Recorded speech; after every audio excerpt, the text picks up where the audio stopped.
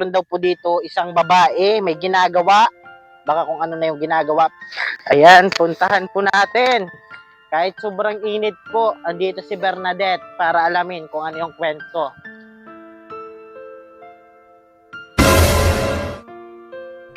Sa ilalim ng initan, mayroon tayong nakilala, isang dalagita na kumukuha ng kangkong para mayroon sila pambili ng bigas at pangbaon.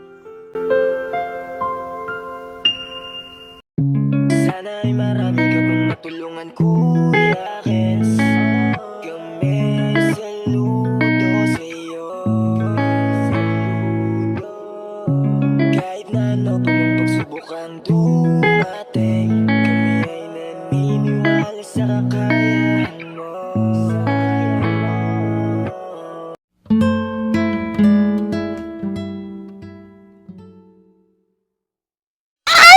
Andito na naman po si Bernadette, ang bulanenyong magayon. Ayan, nandito po tayo ngayon sa beautiful Palayan. Ayan, sa Bulan Sorsogon po ito. Subali, meron po tayo na pagtanong. Ay, garet-garet. Ayan, meron po tayong napag-alaman na meron daw po dito isang babae, may ginagawa. Baka kung ano na yung ginagawa. Pero, syempre, alamin muna natin kung ano yung kwento niya. Kung gusto niya akong samahan, tara na, tara, let's go. Ayan, puntahan po natin. Kahit sobrang init po, andito si Bernadette para alamin kung ano yung kwento. Ay. Guys.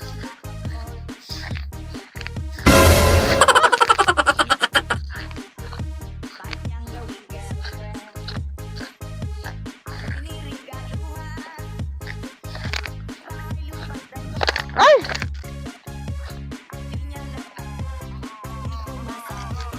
Yan, subali, nandito po tayo sa gitna ng sikat ng araw para alamin lang po natin ang kwento ng dalagita.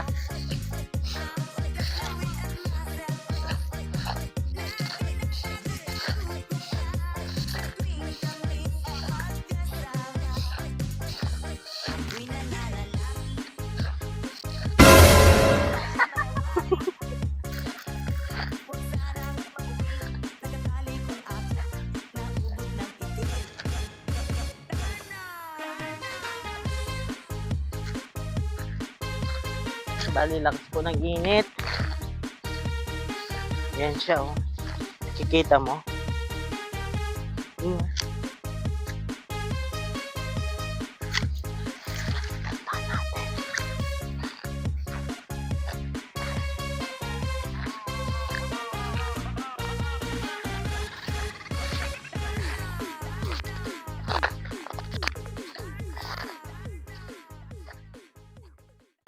Awitin ko man lahat ng awit sa mundo, di kayang ilarawan ng kadakilaan mo. Kulang ang lahat ng tula, kulang Sobrang init po ngayon. maging salita upang ihayag ang kabutihan mo. Nakita natin. Wala kang katulad, wala nang hihigit sa'yo. Kawawa. Wala kang katulad, wala nang papantay sa'yo. Ayan. Ikaw ang Diyos, noon pa man, maging ngayon at kailanman. Sa habang panahon, Ate! Yan. Pwede ka makausap? Ayan. Lagay ko lang to, Teo. Pawis ka na. Pawis ka na. Kumusta? Ayos lang po. Bakit nandito ka sa ilalim ng initan? Kuha pa ako ng po. Ay, kumukuha ka? Ano pangalan mo, te? Elizabeth po. Ilang taon ka na? 17 po. 17, grabe po. Ayan, no? Sobrang init, ano? Opo. Ayun na pa ako dito man. Kanina ka pa dyan? Opo. Sobrang init, pawis na pawis ka na, oh. Yan. Grabe. Anin mo yan? Anong gagawin mo dyan? Ibibenta ko po. Ay, bibenta mo? Bali, si Rezabel hindi nagkaklase? O nag-aaral ka? Nag-aaral pa po. Nag-aaral? O bakit di ka pumasok? Hindi ako pumasok kaya kasi kukunin ko to. Ayos, ibibenta mo? Opo. Ay, grabe. Yan ba yung pambaon-baon mo? Opo. Yan. Ikaw nag-aasikaso? Opo. Asan mga magulang mo? Nasa bahay po. Ah, so bali yan yung hanap buhay mo? Opo. May sakit kasi yung nanay ko. May sakit? Opo. Eh, grabe. Siya po yung nag-aasikaso kasi yung nanay niya po may sakit. Yung tatay mo, Nandun, nasa isla po. isla? Opo. Ay, subali, iniwan kayo? Opo. Pinakwil po kami. Tinakwil? Ay, grabe, kawawa naman po si Rizabel, oh. Yung nanay niya po may sakit. Sabi niya, tapos yung tatay po niya, tinakwil po sila. Bali, yan yung pamamaraan mo para makatulong. Opo. Doon tayo, oh, sa maano. Yan, punta muna tayo doon, oh. Yan, punta po tayo doon at mainit. Kawawa naman, Rizabel. Sobrang, ano na po siya, sobrang pawis. Yan yung ginagawa mo? Opo. Pag ano, kahit may klase, kapag kailangan talaga Pagbaon. Dito po pambaon-baon. kami. Opo. Wala pa ba kayo ano, sa ingin? Wala pa po, mamayang gabi. Wala pang bigas? Wala pa po. Yan po. Init. Grabe. Minsan nga po, umuutang kami. Yan.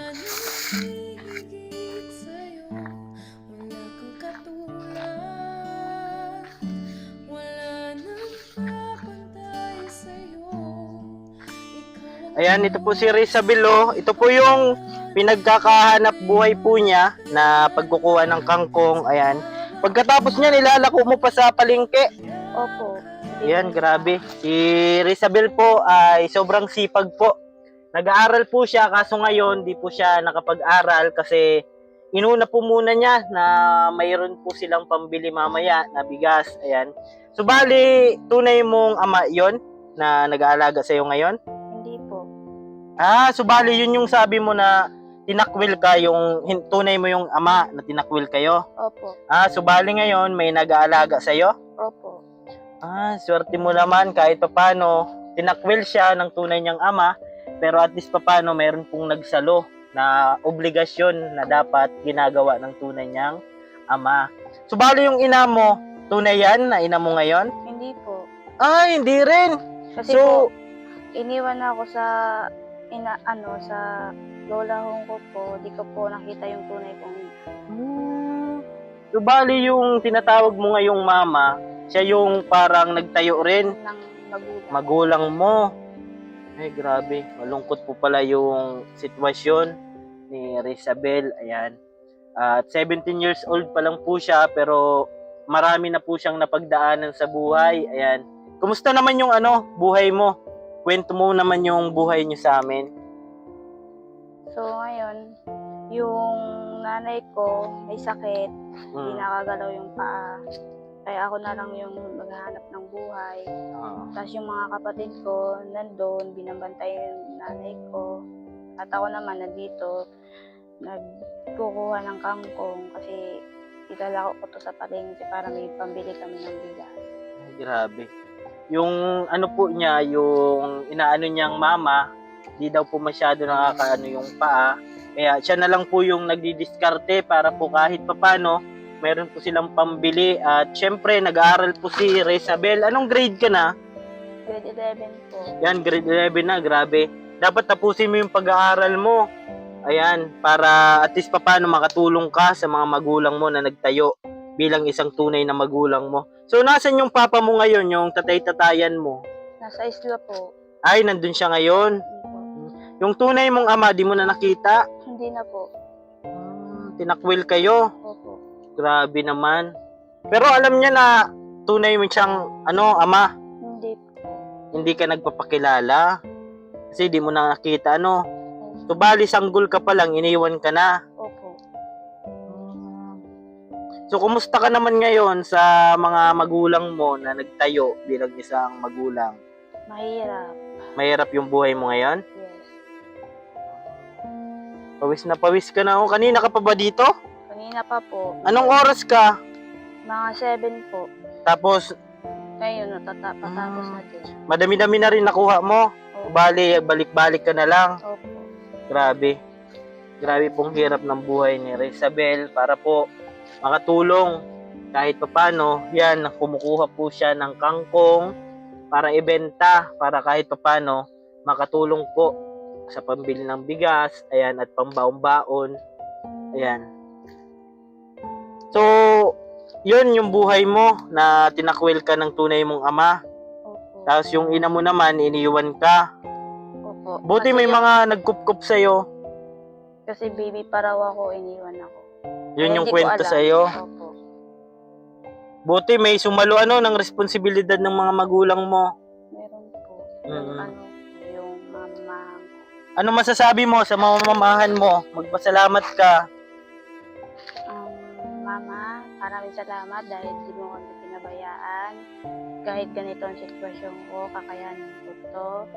Kaya na may sakit ka, ako pa rin mag-aalaga sa iyo at mga kapatid ko.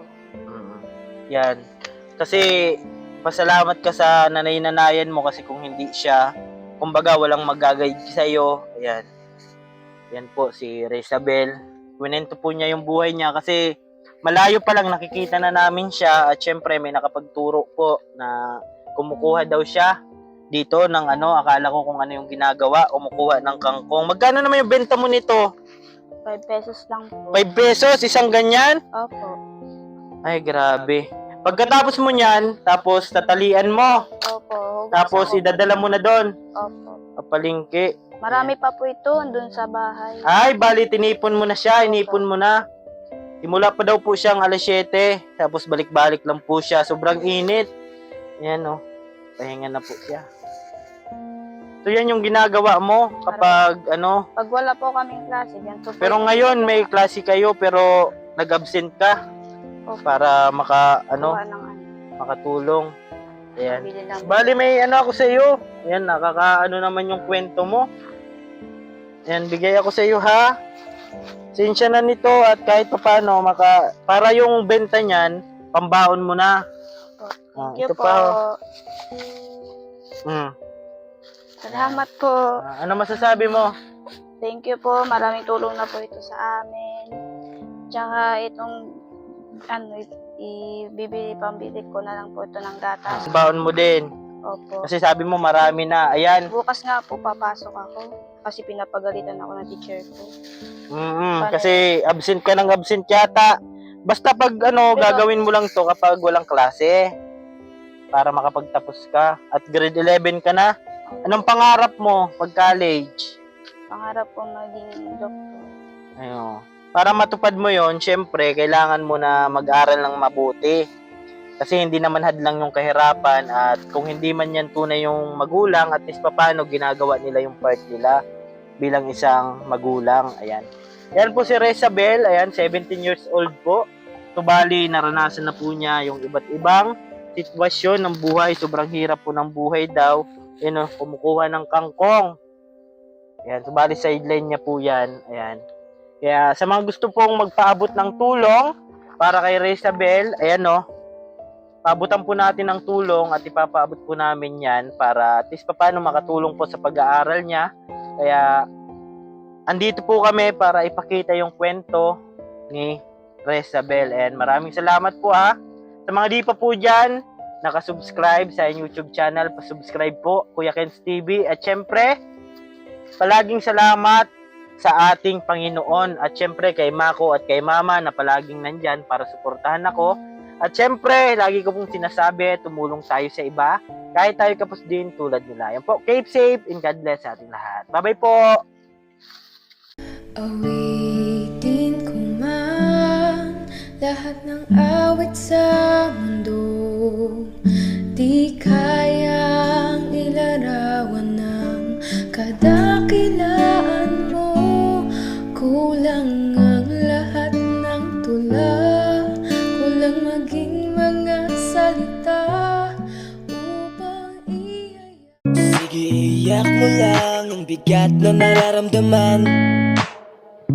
Asahang may makikinig at may balikat na masasandalan. Para kahit papaano ikaw ay mapangiti sa simpleng paraan. Kanyang mga payo ay nagbibigay lakas para kayanin mo yan. Handang tumulong nang walang hinihinging kapalit. Kahit na gano'n man kalayo kanyang tatawirin, maiabot niya lang ang biyaya.